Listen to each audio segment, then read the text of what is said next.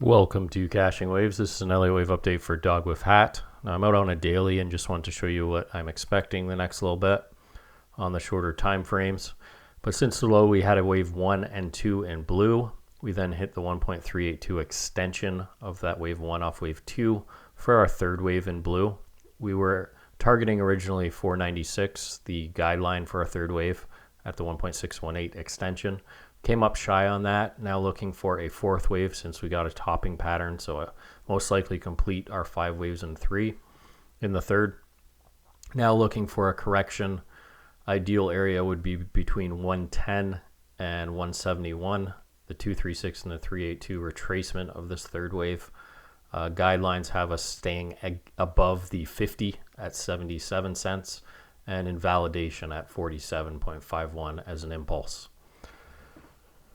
Now, as per time, I took the time of wave 2, projected that into the future off the top of wave 3, and that takes us to April 4th. So in and around that time is where we want to see an intersection of that area before we make our next move to the upside.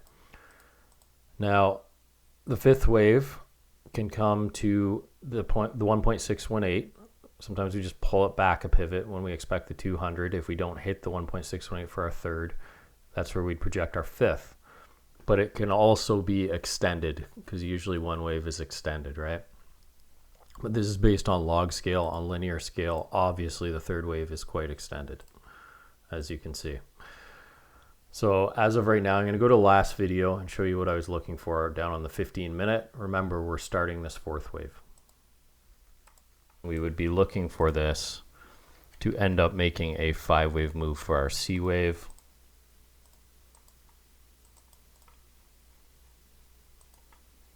Coming down to about 195, or we could get extended to 140 if we get the 1.618.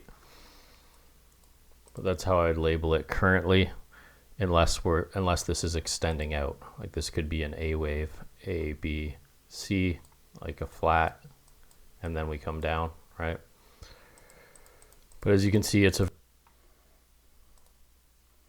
that's what I was looking for from last video. I was looking for either this to turn into 5 waves, which it clearly didn't, or we extend out longer and this makes a WXY or ABC before we actually make our connecting wave for this A wave for our C wave in the future. So that's what my bias is currently. So you can see we had a series of zigzags here, or a single zigzag, since this wave here is it's not the shortest. Word salad. It could be 1, 2, 3, 4, 5 like that, where you make an ABC, or it can be a double zigzag, which actually looks better. ABC, ABC, right?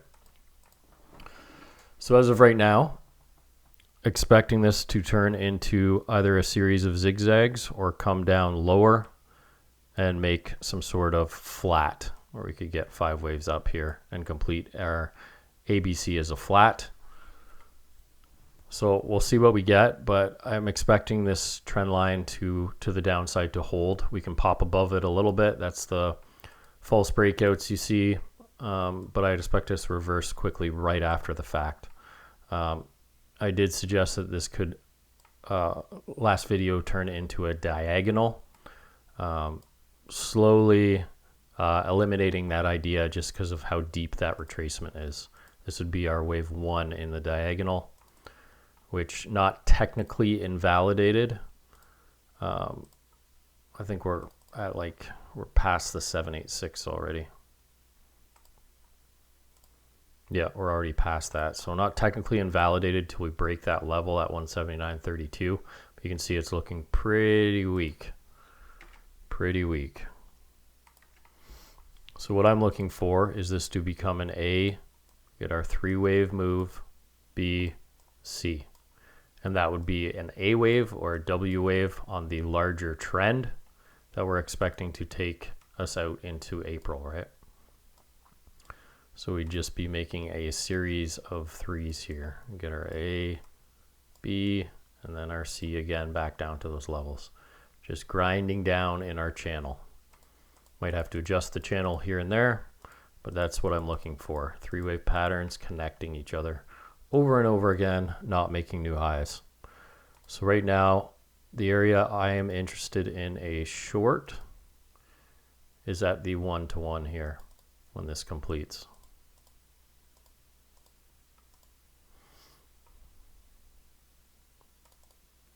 And as low as the 618, but it looks like we'd probably get a 1-to-1. That's technically considered complete. It doesn't look like enough in time though.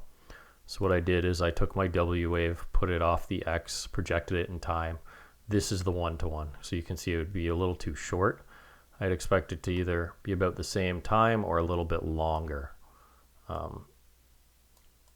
Right there. So we're looking for this WXY. That is our connecting wave. And then looking for a C wave or a Y wave after to connect our A off our B for our C wave. So just letting this one pan out, and this is the area I'm interested in for a short. Very nice setup for the short side. If we get that, you just put the stop at the high, right? And we're targeting way down. I think it was between somewhere down here, right? Between like 110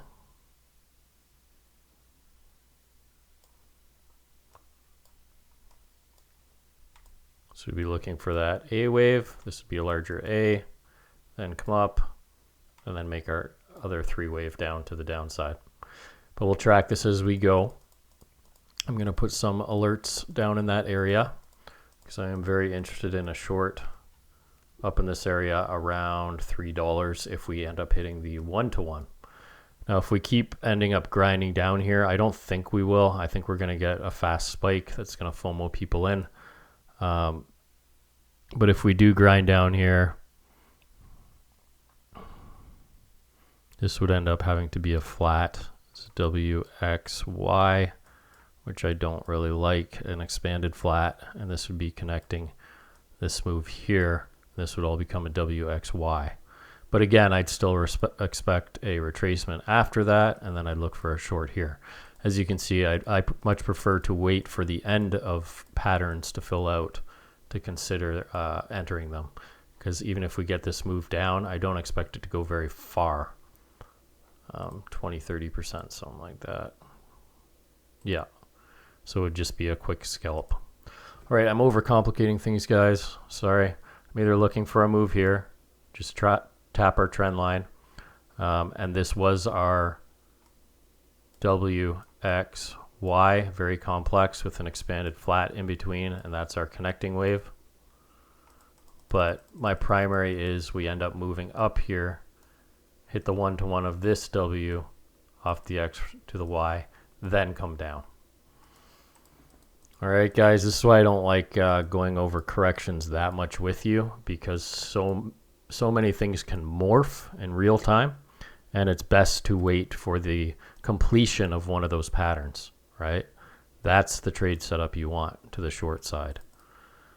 If we get a move down here, this is the scalp you want to up between the 50 and the 618 of this move to the downside, right? And then once you get that, that's the short you want.